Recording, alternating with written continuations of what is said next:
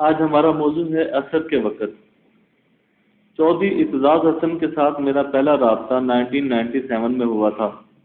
یہ وہ دن تھے جب میاں نواز شریف کی 2/3 اکثریت سپریم کورٹ سے ٹکرا رہی تھی۔ چیف جسٹس سجاد علی شاہ نے وزیر اعظم کو توہین عدالت کے جرم میں عدالت میں طلب کر رکھا تھا۔ وزیر اعظم عدالت میں پیش ہوئے اور ان کے متوالوں نے سپریم کورٹ پر حملہ کر دیا۔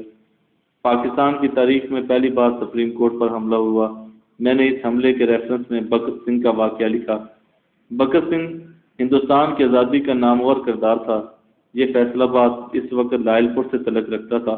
اس نے 8 اپریل 1929 کو اپنے ساتھی بی کے دت کے ساتھ مل کر دہلی میں مرکزی اسمبلی پر 2 بم پھینک دیے۔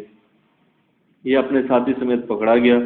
عدالت میں کیس چلا اور جج نے قانون کے مطابق بکت سنگھ اور اس کے ساتھی کو سزائے موت دے دی۔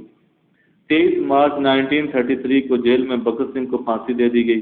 بکت سنگھ کی موت پر جواہر لال نہرو نے تاریخی فقرہ کہا تھا۔ نہرو نے کہا تھا بکت سنگھ کی نعش ہمیشہ ہندوستانی عوام اور انگریز حکمرانوں کے درمیان پڑی رہے گی۔ یہ اب ان دونوں کو کبھی اکٹھا نہیں بیٹھنے دے گی۔ میں نے یہ واقعہ لکھنے کے بعد عرض کیا تھا اختر رسول، طارق عزیز اور باشی خان کا یہ حملہ ہمیشہ عدلیہ اور میاں نواز شریف کے درمیان پڑا رہے گا۔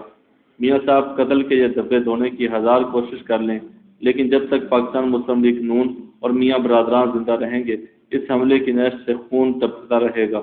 مجھے اعتزاز حسن نے اس کالم پر پہلی بار فون کیا اور دیر تک اس کی تعریف کرتے رہے۔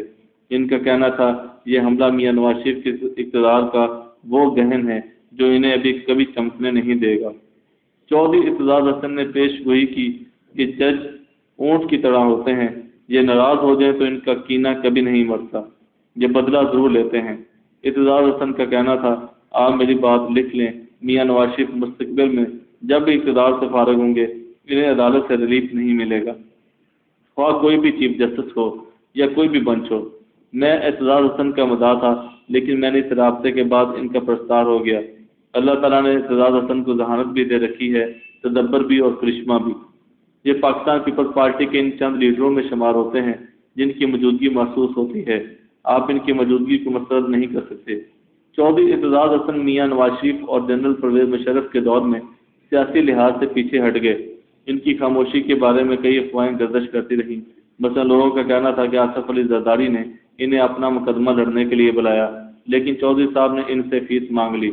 چودھری صاحب کا کہنا تھا کہ میرے بھی بچے ہیں اور میں نے بھی ان کے اخراجات چلانے ہیں، جس پر آصف علی زرداری نے جواب دیا کہ میں نے آپ اور آپ کے بچوں کے نان نفقے کا بندوبست 10 سال پہلے کر دیا تھا۔ زرداری صاحب کا اشارہ LPG کے اس کوٹے کی طرف تھا جو آصف علی زرداری نے پچھلی حکومت میں چودھری صاحب کی اہلیہ کے نام جاری کیا تھا۔ یہ واقعہ دونوں کے درمیان اختلافات کا باعث بنا اور دونوں ایک دوسرے کے ساتھ ناراض ہو گئے۔ یہ واقعہ کس قدر سچا ہے میں اس کے بارے میں حتمی طور پہ نہیں کہہ سکتا، لیکن جہاں تک LPG کے کوٹے کی بات ہے یہ درست ہے کہ خواجہ آصف کے پاس وہ فہرست موجود ہے جس سے اس کوٹے کی تصدیق ہوتی ہے۔ لوگ کچھ اور افواہیں بھی پھیلاتے رہے مگر میں یہاں ان کا ذکر نہیں کروں گا۔ چودھری اعتزاز حسن کی زندگی کا شاندار مرحلہ 2007 میں شروع ہوا۔ جنرل پرویز مشرف نے چیف جسٹس افتخار محمد چودھری کو معزول کر دیا۔ اس وقت کوئی وکیل چیف جسٹس کا مقدمہ لڑنے کے لیے تیار نہیں تھا۔ چودھری اعتزاز حسن آگے بڑھے، انہوں نے عدلیہ کی مشعل اٹھائی، وکلاء، سول سوسائٹی اور میڈیا ان کے ساتھ کھڑا ہوا اور تاریخ کا دھارا بدل گیا۔ جنرل پرویز مشرف نے یونیفارم بھی اتاری، محترمہ بینظیر بھٹو کے ساتھ سمجھوتا ناروبی کیا، محترمہ کی شہادت کے بعد الیکشن بھی کرائے اور اقتدار سے فارغ بھی ہو گیا۔ اس کا کریڈٹ چودھری اعتزاز حسن کو جاتا ہے۔ پاکستان پیپلز پارٹی کے اقتدار میں آنے کے بعد اعتزاز حسن کا اپنی پارٹی سے بھی اختلاف ہو گیا۔ اعتزاز صاحب نے وزیر اعظم اور صدر دونوں کو ججوں کو بحال کرنے کا مشورہ دیا تھا، لیکن صدر نہیں مانے اور یوں چودھری صاحب نے اپنی پارٹی کے خلاف بھی بغاوت کر دی۔ 15 مارچ 2009 کو یہ اس لانگ مارچ میں شامل ہوئے جس کے نتیجے میں جج اور عدلیہ بحال ہوئی تھی۔ میں اس سارے عرصے میں چودھری صاحب کو نیلسن منڈیلا لکھتا رہا۔ میں نے لوگوں کو چودھری صاحب کے ہاتھ چومتے، کندھوں پر اٹھاتے ہوئے بھی دیکھا، لیکن آج، جی ہاں، آج وہی چودھری اعتزاز حسن اپنے اس عدلیہ کے فیصلے کے خلاف اس وزیر اعظم کا وکیل بن کر عدالت میں پیش ہو گئے جس کو انہوں نے خود آزاد کرایا تھا اور جس وزیر اعظم نے ججوں کو بحال کرنے سے انکار کر دیا تھا۔ لوگوں کا کہنا ہے کہ چودھری اعتزاز حسن نے سینٹ کے ایک ٹکٹ 2 کروڑ روپے فیس اور اگلی ٹرم میں وزیر اعظم بنانے کے وعدے پر گھاٹے کا یہ سودا کیا۔ لیکن میرا دل نہیں مانتا۔